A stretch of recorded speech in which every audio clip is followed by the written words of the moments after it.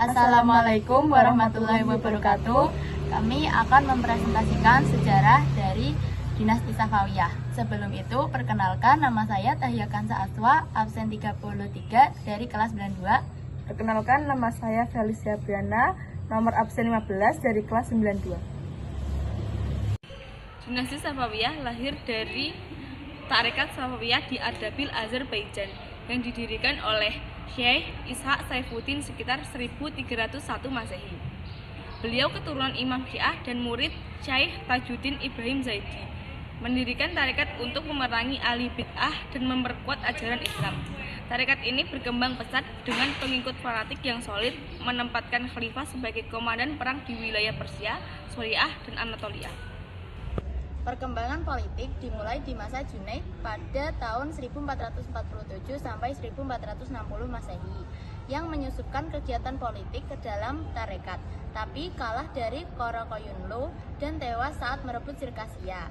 Anaknya Haidar memerintah pada tahun 1460 Masehi, menikah dengan cucu Uzun Hasan dari Ak-Koyunlu, melahirkan Ismail, tapi Haidar dibunuh dalam konflik. Ali, putra Haidar, juga tewas setelah dibebaskan dan membantu Ak-Koyunlu. Akhirnya Ismail I pada tahun 1501 sampai 1524 Masehi memimpin.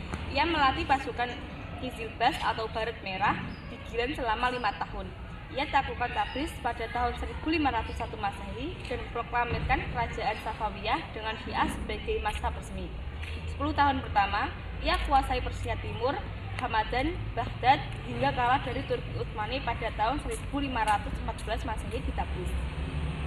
Selanjutnya, Raja-Raja Safawiyah selama 235 tahun dari tahun 1501 hingga 1736 Masehi. Yang pertama, Ismail I, 1501 hingga 1524 Masehi. Tasmab I, 1524 hingga 1576 Masehi. Ismail II, 1576 hingga 1577 Masehi. Muhammad Huda Banda, 1577 hingga 1587 Masehi. Abbas I, 1587 hingga 1626 Masehi. Safi Mirza, 1628 sampai 1642 Masehi. Abbas II, 1642 hingga 1667 Masehi. Kemudian Sulaiman, 1667 sampai 1694 Masehi.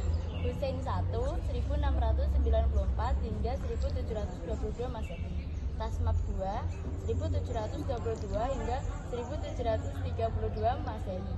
Dan yang terakhir Abbas III, 1732 hingga 1736 Masehi. Puncak kejayaan terjadi di masa Abbas I. Ia menghilangkan dominasi Kizilbas dengan pasukan Gulam, membuat damai dengan Turki Utsmani dan menserahkan Azerbaijan Georgia, dan janji tak menghina khalifah pertama di Qutbah. Ia rebut Herat pada tahun 1598, Tabriz Sirwan Baghdad pada tahun 1602, dan Hormuz jadi bandar Abbas pada tahun 1622. Politik menjadi stabil, ekonomi maju via perdagangan Timur Barat, ilmu pengetahuan bahkan melahirkan Baha ad-Din Al-Syirazi dan lain-lain. Seni arsitektur megah di Isfahan, yaitu masjid, istana Sili Sutun, dan toleransi beragama untuk Sunni serta Nasrani. Masa kemunduran terjadi pada pasca Abbas I, yaitu dari pemerintahan Safi Mirza yang kejam dan abaikan pertahanan. Kemudian Abbas II yang suka mabuk-mabukan dan wilayah Baghdad Kandahar yang hilang. Selanjutnya pemerintahan Sulaiman yang hedonis dan kejam. Setelah itu Hussein yang alim tapi beri kuasa ulama Syiah, picu pemberontakan Sunni Afghanistan, di mana Mir Mahmud rebut Isfahan pada tahun 1722. Kemudian Tasmab II kerjasama dengan Nadir Khan usir pemberontakan 1729, tapi pecat dan ganti Abbas III saat masih bayi. Nadir Khan memproklamirkan diri jadi raja pada tahun 1736 Masehi, akhiri Safawiyah. Penyebab utamanya yaitu konflik Turki Utsmani, akhlak buruk, militer melemah, konflik keluarga, dan pemberontakan daerah. Hikmah dari sejarah ini yaitu menjalin hubungan baik dengan menghindari konflik, jaga akhlak mulia, utamakan rakyat bukan ego, didik keluarga anti hedonisme, selesaikan masalah dengan musyawarah, diplomasi saling untung, persatuan dan maksimalkan potensi, strategi bijak dan hargai perbedaan, serta kembangkan potensi untuk masa depan gemilang.